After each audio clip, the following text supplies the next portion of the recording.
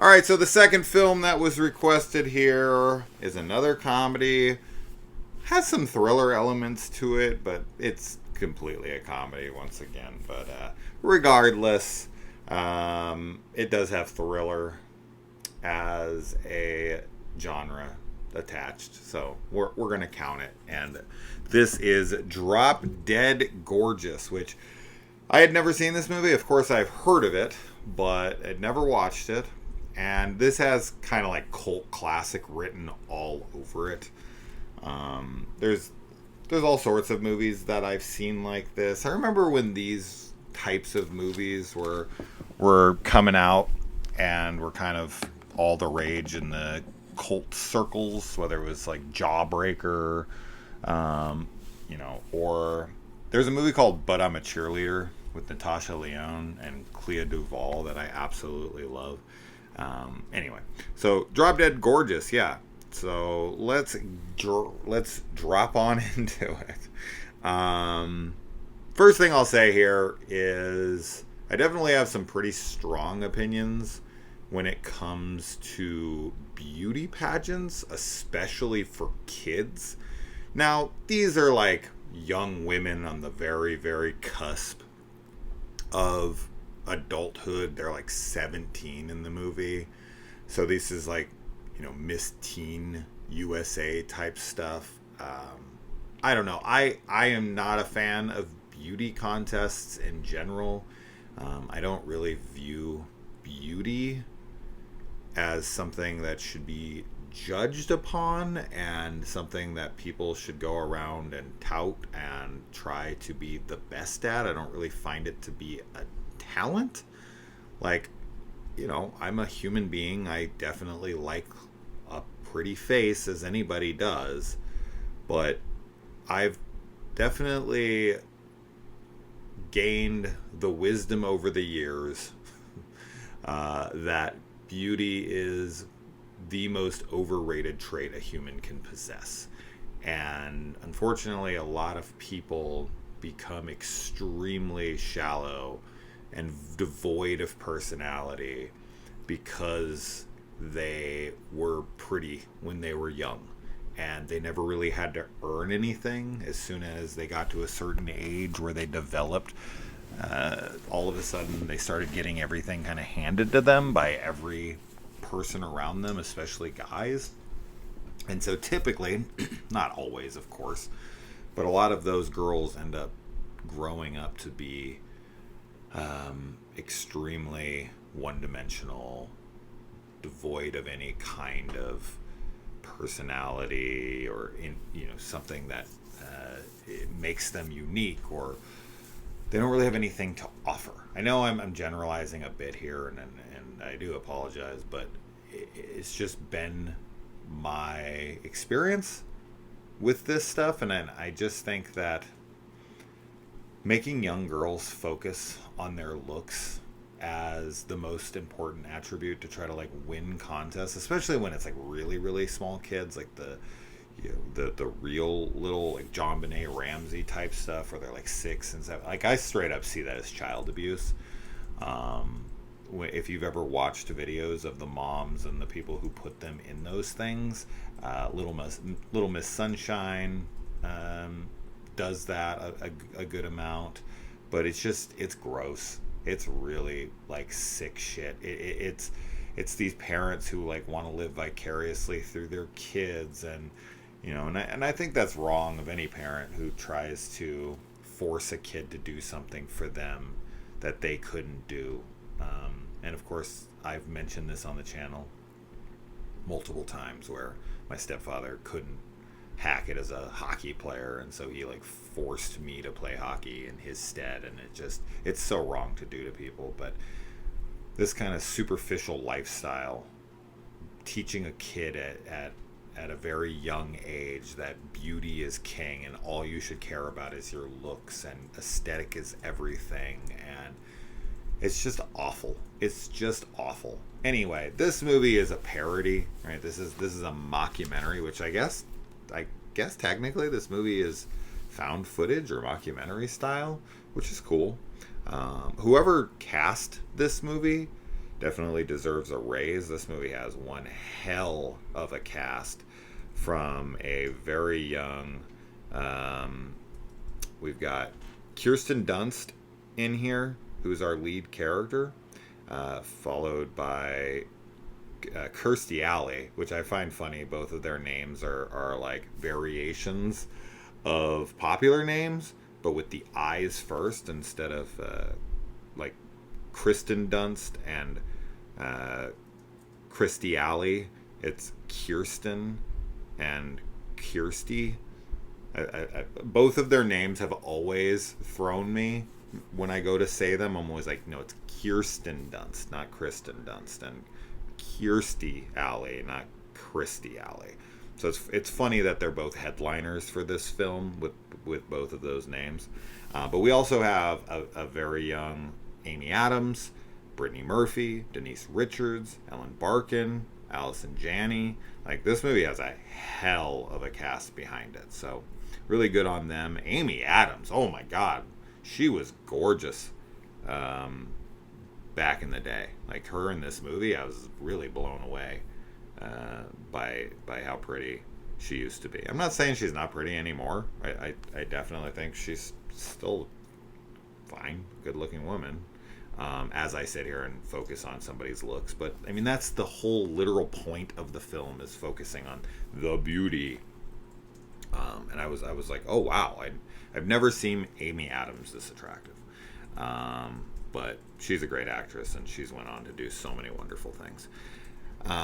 But yeah, so it takes place in Minnesota. Feels very Fargo-esque with these accents. I've never been to Minnesota, and I don't know how many people I've talked to with this accent, but I always feel like these are exaggerated a bit. But I don't know. I know that this is kind of how their accents are, but they're always like a little more over the top.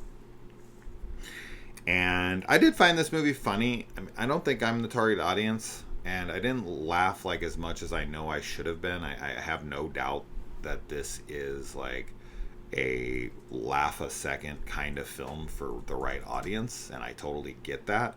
I'm just not that audience, but I definitely did enjoy it more as it went on. At first, I wasn't really lining up. The humor just wasn't my brand exactly, but it was close to. It was like a second cousin to my kind of humor. So I don't know what it was. It was sort of almost there, but just not enough. Then as it continued to go on, I mean, I can't say I laughed out loud much, but I was like, oh yeah, little snickers and stuff where I was like, oh, okay, yeah, all right. Like, that was funny. That was cute. Of course, we have the proper ladies trying to dictate what these young girls should and shouldn't do, imposing their will on them. You've got, this has always been such a weird thing for me, all of the religious, like people on the right who are so into guns, like they're all about like God and guns. This is such a weird thing for me. Like, this girl is part of the Lutheran Sisters Gun Club, where it's like a church group who goes out and fires guns. Like, you go to church and you learn about Jesus, and Jesus does not line up with the gun-toting right-winger at all. It's like they don't understand the thing they're into in the slightest. It's such an odd kind of matchup. I don't get it at all. They just don't line up with me in the slightest. So anyway, and then the one of the girls' talents in this is that she can bark like a dog, which she goes up on the stage and like recreates dog barks. And we hear this like really deep dog bark off camera because she has dogs at her house, and then she pulls up like this little wiener dog that the bark definitely did not come from. I actually found that to be pretty funny.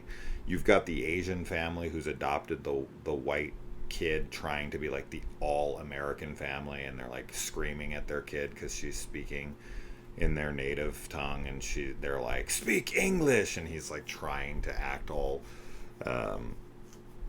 like Western. That was pretty funny. He like has this really thick accent, but he's like trying to be some cowboy. That was actually pretty funny because yeah, there are definitely people like that who come over here, and they're very self-conscious about the fact that they're perceived as foreigners, and they want to like blend into society, and they're trying to put on the act. I've always been fascinated in up in Flagstaff. You have a lot of the Navajos up there, the Native Americans, and a lot of them dress like cowboys, which is so weird. It's so weird to me. I'm like, wait a minute, what? The cowboys versus the Indians, right? Now we've got the Indians who are cowboys. So odd. So odd. And then Tammy dies immediately. She's on her what was it called again? I actually wrote it down because I have no interaction with farming. I'm sure that will shock you. But where the hell is it? I wrote over it too. I can't believe I can't find it. I thought for sure I'd find this very quickly. Well, this tractor type thing she's driving on blows up. Why she's gone after that makes no sense to me. She is somebody who, maybe because she was on the gun club. I mean, it's pretty obvious who's doing the killing in this movie. It's not, I don't think anybody would be surprised at who it ends up being. But she kills her first, which I guess, yeah, I don't know. Like, I mean, I don't want to rag on the girl or anything, but she's not a beauty contest winner. I don't think there was anything for her to be worried about with that girl. Like, of all the girls that she's going to go after, the fact that Amy Adams' character is never targeted to be taken out, to my memory. I mean, unless I missed this is my first time watching it, but I don't remember her being targeted to be killed. They obviously go after Kirsten Dunst in this, and it ends up hitting the girl that does the ASL, the American Sign Language, which is actually a really funny thing because later she's someone who's doing her dance with sign language, and then she gets hit in the head, and then later in the movie it's revealed that she's deaf. It's just kind of a line of dialogue. We don't actually see her, but someone's like, oh, she's deaf, and she's like stoked about it now. Like she's excited because she knows sign language, and sign language is her thing, and she's not deaf, but then she becomes deaf, and it's like a godsend for her. I actually thought that line was pretty funny, that she was deaf now. But yeah, I feel like this movie kind of missed out on trying to kill everyone in the contest.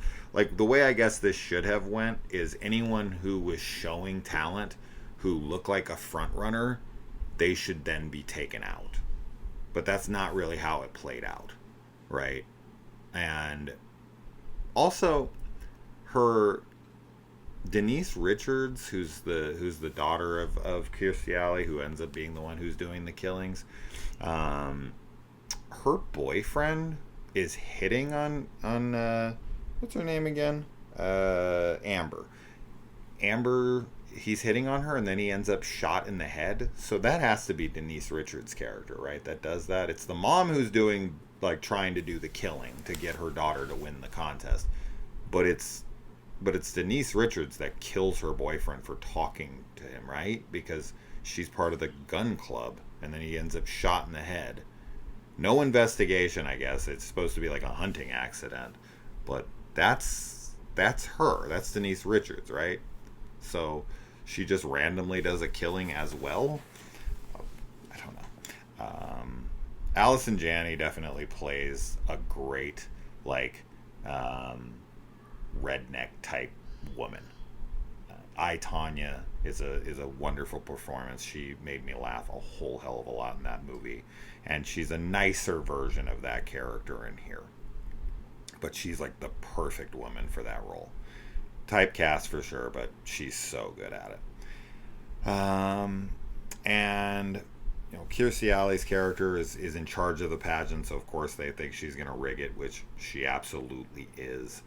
The old winners of the beauty pageants. This is kind of telling of what I was talking about earlier about how they're still kind of holding on to that previous glory of being beauty contest winners when they're old now, and they're still kind of leaning on that, still never having left town, not really have done anything with their life. This is their big accomplishment. It's like, wow, you were pretty when you were a teenager. Like, who the fuck wasn't? So that's funny. And then like the previous winner is now in the hospital dying. I think it's of anorexia, which is good social commentary on this kind of stuff. Like, these girls have impossible body standards, and they end up creating terrible habits to try to keep themselves looking the way that they're supposed to, and all of that stuff with her being in the hospital, and she like barely knows who she is, and she can barely function, and that stuff is like, it's funny sad, right? Like that's like Cancer Boy and The Kids in the Hall or something, where it's just like that's fucked up, but it's still pretty funny. And then the judges in this are pretty ridiculous. You have I think he's a pharmacist, but he's like a predator pedophile who keeps being like, worried that everyone's on to him for what he's doing, and he keeps getting like asking questions and being like, this isn't weird, right? Like, no, I just have this camera for this, and you guys have cameras and no one's questioning you, and like nobody's asking him any questions. That character was funny. And then you have the guy who owns the shop with his I don't know what else to call him, because literally the only thing else he's called in this film is retard or tard the entire time. They must say that word and that reference to him like 40 times in the film, but that's Will Sasso. Sasso? Is that how you say his name? That stuff's all pretty damn funny. And he keeps like unbuttoning his pants and like taking his dick out and shit around the girls, and like even runs up on stage and tries to look under Kirstie Alley's dress while she's up on, and he still isn't removed, which is so crazy. The movie is so not even trying to be remotely realistic in any way, shape, or form. But yeah, he's in there, and then the other judge, she kind of just doesn't want to be a part of it at all. She's just kind of there. What ends up happening that was pretty surprising to me is that Denise Richards' character ends up winning the contest, but from what I can tell, it doesn't seem to be because the mom paid them off or like forced them into voting for her. It seems like she actually won, but then she doesn't win because she ends up dying, and then it just kind of becomes this girl is ultra lucky with other people's unluckiness. She kind of benefits from everyone else's like bad luck. It's interesting. I thought for sure she would win, and that we would see Kirstie Alley's character behind the scenes, or that it was going to be revealed later in the film that like she forced those guys and she had dirt on the pedophile guy or whatever, like force his vote or something. I'm like, no, from what I can tell, she seems to have just won it, which is kind of crazy because she's so clearly not the winner. I don't know. Did I miss something there? Is there a scene or some bit of dialogue I missed where she clearly like rigged it? There's only 3 judges, and they seem like none of them step forward and say like, that's not who we voted for or anything. It just seems like that's who they voted for, and I don't see it.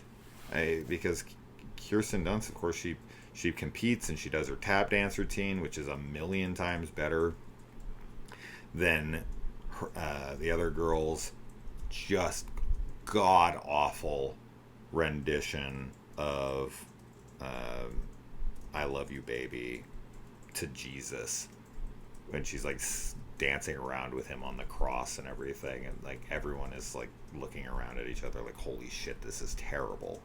But somehow the she wins. She actually wins fair and square. Like the three judges they have, they must be paid. I must have missed something. I really must have. I took a lot of freaking notes. So, I hate to use that excuse all the time, but quick dialogue sometimes. First viewings, I can miss stuff. So anyway, Lutefisk. So when they're at school, Kirsten's character Amber, she's cleaning trays. I worked at McDonald's, so I have sprayed these trays. Are ones at McDonald's are like flat surfaces. These are more shaped for food to go in them and keep them separated. But regardless, it's the same exact practice of just spraying water and getting all of the crap off of them, and then you're supposed to, you're supposed to sanitize them after that. But beforehand, you're supposed to spray everything off of them, and she is not even remotely. She's like spraying, and there's so much shit still on them, and she like moves on to the next one. I'm like, what? Is that supposed to be humor, or is that supposed to be like, they don't care, and she's never done it before, and she's just doing her scene and not really looking. This is like when I watch hairdressing in films, I'm always like, that's not how you cut hair or whatever. Like, I was looking at that when she's spraying and she moves on to the next one, and there's so much ketchup and shit still on the tray. It was making me laugh. But anyways, the kid comes up and he talks about his lutefisk, which I had to look up, which is some Scandinavian dish that's a dehydrated fish that's then soaked in a food-based lye and then rinsed of all of its lye and either cooked or whatever and served. It sounds like legitimately the most disgusting thing I've ever heard of in my entire life. Which I think is probably, it was picked specifically for the humor of how gross it is. Because the kid says something about lye on the food, and I was like, you can't put lye on food. And then I looked it up, and it was like, yes, you can. This is a food derived lye, I guess, but you do have to completely rinse it off of the food, I'm assuming, because you'll get sick if there's any on there. But what a weird thing. Kaylee's like trying to sneak around the house as I record to not make noise. Poor Kaylee. And then let's see here. Oh yeah, she does hair and makeup on dead bodies. I've always wondered about this. If being a hairdresser, I always wonder how I would do with doing hair on dead bodies. I mean, she's so young, and she ends up having the guy that was hitting on her come into the morgue as a dead body, and she's of course upset by that. And it's like, that'd be a lot to do when you're 17 years old. She not only has to work in the kitchen at school, but she's also working in the morgue or at like a funeral home doing hair on dead bodies. That's a lot. I don't do makeup, so I don't know if the hair and makeup person is the same person or if they hire two different people. I'm assuming it's the same person. But is it the same person that like reconstructs or like hides like wounds and all of that stuff? I would assume the makeup person is that same person, but that doesn't seem like somebody who would also do hair. But I don't know. Does anybody know? I'm sure somebody watching knows. But yeah, could I do that? I mean, I could. It would be hard. At least you wouldn't have to worry about like the heat of the blow dryer hurting their scalp or any of that stuff. Although you could set it on fire, I guess, if you're not getting warned like, hey, that's too hot. That would, yeah, I don't know. And then the mom of Amber, she gets her house blown up and she's in the hospital and she has her can fused to her hand, and she's like using it to ash into, which is crazy. Later in the movie, but she's also sitting in there and she's like freaking out, literally like threatening to kill people because she needs a cigarette so bad. And then one of the questions that's asked of Kirsten Dunst's character Amber here, she's asked like, can you spell every state in alphabetical order? And she has to go through it. And it's like 4.5 minutes later, she's like finally at the end of it with like Wisconsin and whatnot. That was crazy. She's like, are you serious? And she's like, and she actually does it, the whole thing. And that reminded me of when I was in school and we learned that song. Who remembers the Alabama, Alaska, Arizona, Arkansas, California, Colorado, Connecticut, boo, boo, boo? Does anybody remember that? We remember singing that in school when we were kids. It's a good jingle to remember the order of states alphabetically. So it worked. It stuck with me. So does anyone remember that though? And then we've got is the sign language this girl's doing in the movie real, or is that bullshit? It kind of looks maybe like it's real, but I couldn't tell. I don't do that. I don't sign. I don't recognize ASL, but I was looking at it like it kind of looks like it could be legit, but it probably is bullshit. I remember that story where that girl was coming on TV and she was hired to be part of some, I think it was like, I think it was some political speech or something, and she was up there and she was doing this stuff with her hands, and then she was exposed by the deaf community by being like, she's just, making shit with her hands, and the people were questioned. They were like, well, I mean, she showed up and she said she had the credentials and we just put her on TV. It's actually one of the funniest stories of all time to me. I don't know, like, I guess because that's the language that deaf people are used to, I guess it's easier for them than reading. But wouldn't I don't know, like, if anybody is watching who's deaf, or if you know anyone who's deaf, like, subtitles aren't, like, better than sign language?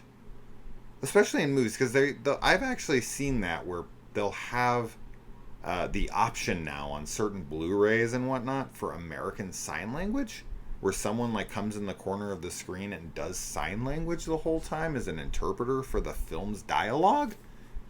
And I'm like, subtitles aren't better?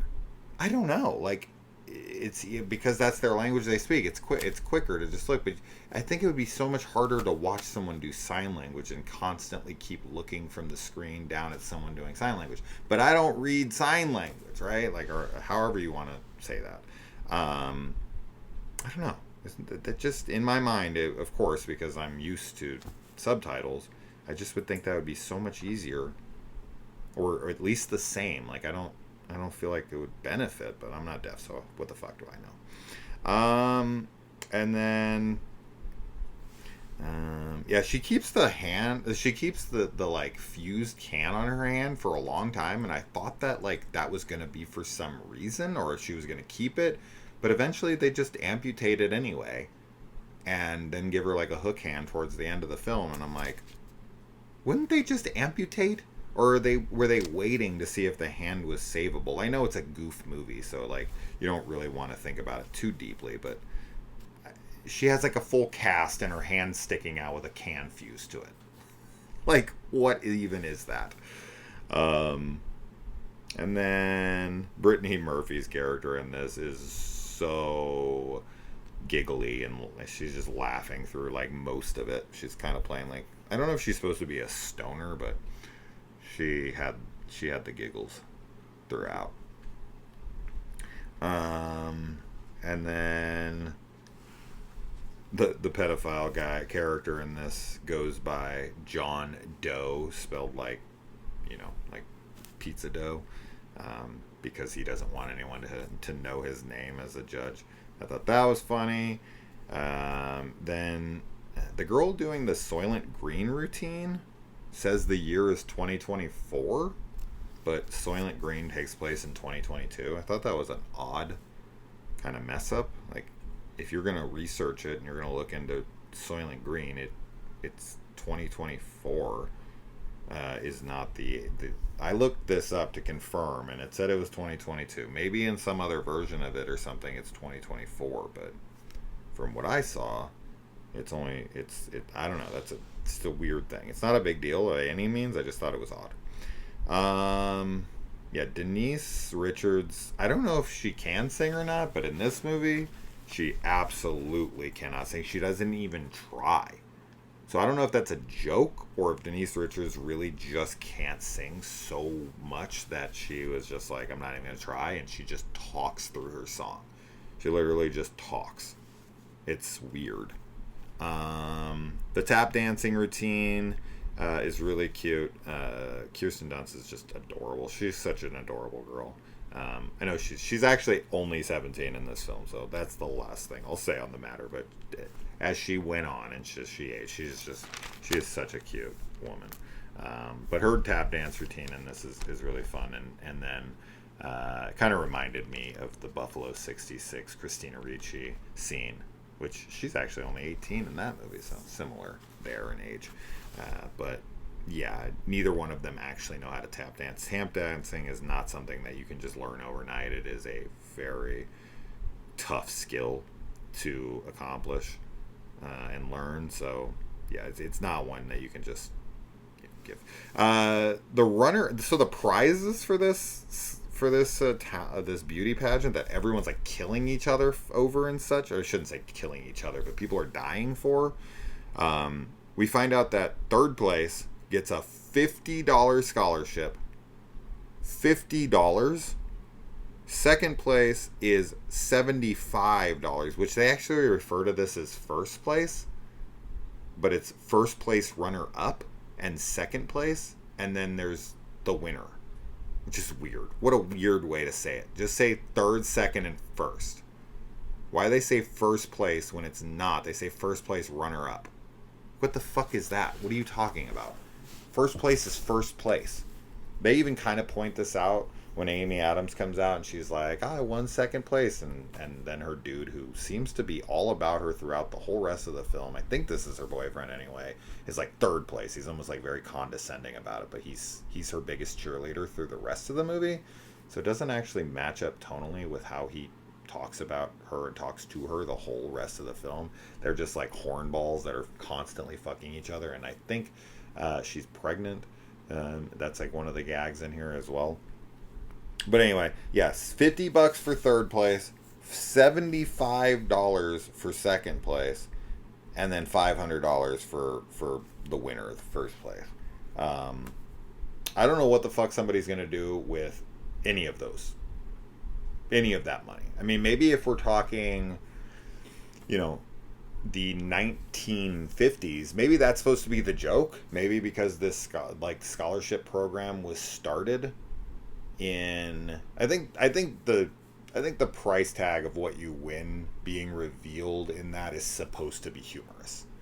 Like, they're all doing this for $500 max. $50 is the lowest, besides zero, which is anybody who doesn't get third place or like fourth place and below. $50. Like, I guess, yeah, as I said, like back in the 50s when this was supposedly started, school, like college was, state college was tuition free, as it should fucking be. And then if you wanted to go out of state, then it was, you had to pay for it, but it wasn't very expensive. Nowadays it's fucking outrageous. I mean, it's just stupid. Like an education should be paid for. Anyways, let's not get into that topic. But regardless, imagine going to college and you're like, don't worry, I got $50 towards this scholarship. $50? Even $500 is a joke. That wouldn't do anything. That wouldn't even buy your textbooks for the year. So just a ridiculous, paltry amount. The song that they sing when she wins very much reminds me. This is probably the biggest crossover here between the two picks. It reminds me very much of the Scary Movie one when he's singing about Miss Teen USA or whatever, Miss Teen Minnesota. Except for this time they leave out the line "doggy style anytime," which I've been singing all day. Kaylee's had to sit through "doggy style anytime," which I've sang like 15 times since I watched the movie. It's so fucking ridiculous. Then we have, I think it's Brittany Murphy's character. Yeah, she's the one who has the gay brother, and the dad's like, yeah, he's mad at her because she gave up her outfit because they didn't want her to go up on stage because they knew she was the main competition, and then she gives her approved outfit because she doesn't even really care. But then she comes out and their parents are mad at her and was like, what was even the point of this, and blah blah blah. And then she's like mad at them, so she's like, Peter's gay.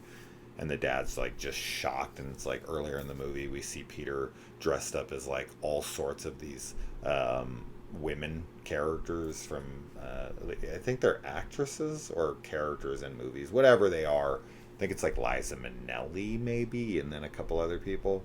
Madonna is one of them, right?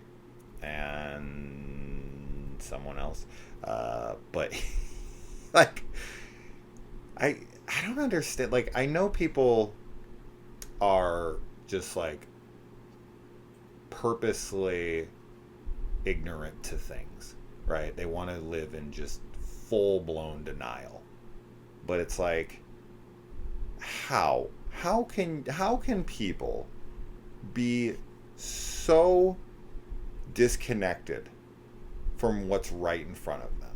Like, how can you be that oblivious? How can you be in that much denial? Me personally, I don't understand how it's possible. I just don't. I think they know, they just don't want to accept it, right? That's the denial aspect. But it's like, your son's dressing up and singing show tunes and putting on full, makeup and hair and dancing around in skirts all the time and whatever, and you don't have an inkling that they're gay. I don't know what to tell you.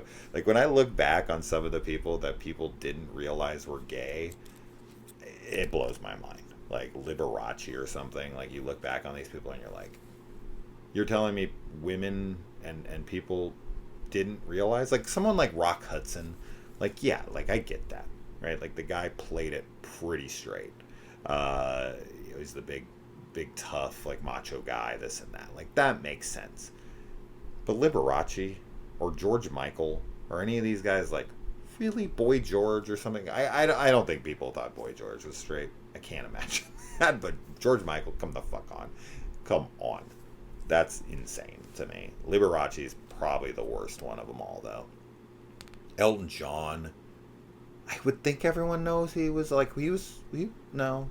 closeted about that for a while. Because back then it was just like a death sentence to your career if you came out. So they always had to like pretend like, oh no, this song's about a woman. It's about a woman's dick, not a man's dick. It just blows my mind. Anyway, and then yeah, these women, like especially Kirstie Alley's character, she like has no relationship with her daughter, doesn't care about it at all, just cares on like how it makes her look. Oh, here it is, Thresher. That's what the girl's driving, a Thresher. I had no idea I wrote it this low on this paper. Thresher. Yeah. Why did she blow her up? That girl had zero chance of winning a beauty contest. But yeah, and Denise gets up on the Swan where she's like, I smell gas, and then the whole thing blows up. That's pretty funny. It's like her mom doesn't listen to her at all. She doesn't care at all. And she makes her get up on there, and then boom. As soon as her daughter dies, though, she just comes out with it and is like, admits to the whole thing, and it's just like, doesn't care. And then this sends her to like the regionals, and then she ends up winning that because everyone gets sick with food poisoning from shellfish.